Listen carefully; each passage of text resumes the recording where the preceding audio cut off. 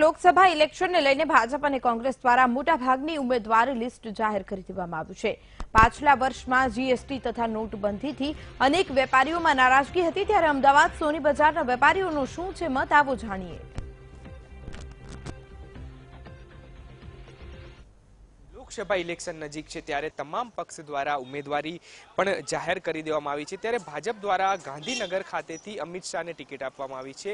ત્યારે વેપારીઓ જે સોની બજારના છે તે લોકોનો મત શું છે, જનતાનો મત જે છે તે વીટીવી દ્વારા જાણવાનો પ્રયાસ કરવામાં આવી રહ્યો છે। રાજકીય જે માહોલ છે તે ગરમાયો છે ઇલેક્શનને લઈને। આપના 5 વર્ષ કેવા રહ્યા, ખાસ કરીને જીએસટી અને નોટબંધીને લઈને? ખાસ કરીને 2014 થી 2019નું જે મોદી સરકારનું જે વર્ષ ગણીએ તે કે આમ જોવા જઈએ તો અમારા માટે ચડતી અને પડતી બેરનું આ વર્ષ રહ્યું છે કે 2014 થી 2019 અંદર એક્સાઇઝ માટે અમારે 42 દિવસ માટે આંદોલન કરવું પડ્યું હતું, અને 42 દિવસના આંદોલનના પછી અમારી જે 12 માંગણીઓ હતી તે પૂરેપૂરી રીતે સંતોષવામાં આવી હતી। અને જીએસટીની અંદર જો વાત કરીએ તો જીએસટીમાં 5%થી ઓછો કોઈ રેશિયો જ નહોતો, પરંતુ જ્વેલર્સ માટે જો વાત કરીએ સોના ચાંદીની અંદર તો 3% એમ સ્પેશિયલ ડિસ્કાઉન્ટ કરી આપવામાં આવ્યું હતું, એટલે એ રીતે અમને ફાયદારૂપ રહ્યું હતું। આપ પણ એક વેપારી છો, ખાસ કરીને જે વખતે જીએસટી આવી, નોટબંધીથી આપ આંદોલન પર પણ બેઠા। આવનારા 5 વર્ષ કેવા જોવો છો આપ, કેવી સરકાર ઈચ્છો છો? અમે તો ઈચ્છીએ કોઈ પણ જાતની સરકાર આવે। અમારી મુખ્ય માંગણી છે જે એક્સાઇઝ ડ્યુટી જે ગોલ્ડમાં છે 10% છે એ ઓછી કરવી જોઈએ, એવી માંગણી લગભગ કેટલા વર્ષોથી છે, પણ એ માંગણી લગભગ પૂરી થઈ શકતી નથી। જે 10% જે ડ્યુટી છે એ 2 થી 3% ઓછી થવી જોઈએ, એટલે તો જે સ્મગલિંગ એક્ટિવિટી એનાથી ઓછી થાય અને વેપારીઓને સરળતા બિલમાં વેપાર કરવાનો સરળતા પડે, એવી અમારી માગણી પણ છે। શું તકલીફો પડી આપને? એમાં બિલનો વેપાર ઘણો ઓછો થઈ ગયો છે, કેમ એમાં 2 નંબરમાં સ્મગલિંગ એક્ટિવિટી વધારે માલ આવે છે એમાંથી। નોટબંધી કરવામાં આવી, આપને શું તકલીફો પડી અને આપના વેપાર ધંધાને શું અસર થઈ હતી, અને અત્યાર સુધી 5 વર્ષમાં શું અસર થઈ છે આપને? ચોકસી મહાજન પ્રમુખ ચિનુભાઈ અંબાલાલ ચોકસી। આજે તમારા પૂછવા ઉપરથી એમ લાગે છે કે તમે જે માહિતી માગી રહ્યા છો ચોકસી મહાજન તરફથી અને બજારના રૂએ, હું એવું કહેવા માગું છું કે જીએસટીનું ભારણ ખરેખર મોટું કહેવાય।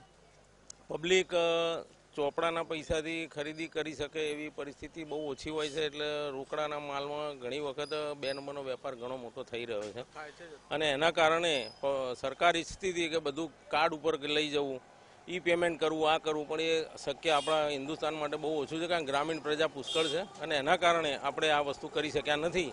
તો એના માટેનો કંઈ સુધારો લાવવાની જરૂર છે, અને જીએસટીનું ભારણ જે મજૂરી ઉપર 18% છે સોનાના, એ ઓછું કરવાની જરૂર છે।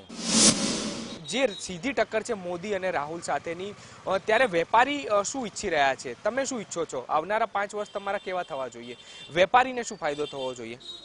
સ્વાભાવિક રીતે આપણા દેશના અંદર વર્ષોથી પરિવારો દ્વારા દેશ બનેલો છે, અને પરિવારની સુખાકારી માટે ભારતીય જનતા પાર્ટીની સરકાર સાર્વત્રિક રીતે વિચાર કરતી હોય છે। દૂરંદેશીવાળી મોદી સરકાર છે ત્યારે રાહુલ ગાંધીની આના અંદર ટપ્પી જ નથી પડતી, અને કોઈ પણ હિસાબે ચાલે જ નહીં, ને રાષ્ટ્રીયતાની ભાવનાવાળો દરેક નાગરિક પોતાના રાષ્ટ્રની અને પરિવારની સુખાકારી માટે ભારતીય જનતા પાર્ટીને એ પણ રાષ્ટ્રીયતાને કારણે જોડાયેલો રહે છે અને રહેશે, ને એ વાત નિશ્ચિત છે કે ભારતીય જનતા પાર્ટી જ ખૂબ સારી રીતે શાસન કરે છે, અને આવનારા 5 વર્ષમાં ખૂબ સારી રીતે શાસન આપશે, એવી અમારી સૌની લાગણીની માગણી। વેપારી પણ આપણી સાથે છે, તેમની સાથે વાત કરીશું।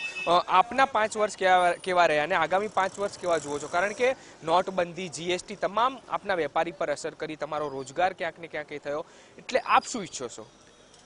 નોટબંધી અને જીએસટી પછી વેપાર થોડાક અંશે નરમ પડ્યા છે, ઓછા થયા છે, પરંતુ એ પગલું જેમ આગળ વાત થઈ કે કોઈ શરીર નબળું હોય તો એને દવા દારૂની જરૂર પડે છે, અને એ રીતે દેશની આર્થિક સુખાકારી માટે આવા પગલાં ખૂબ જ અનિવાર્ય હતા, અને એ ભારતીય જનતા પાર્ટીની મોદી સરકારે કમ અને પણ સ્વીકારીને એને આગળ વધારેલા છે, અને સમસ્ત ભારતીય લોકો આની સાથે જોડાયેલા છે।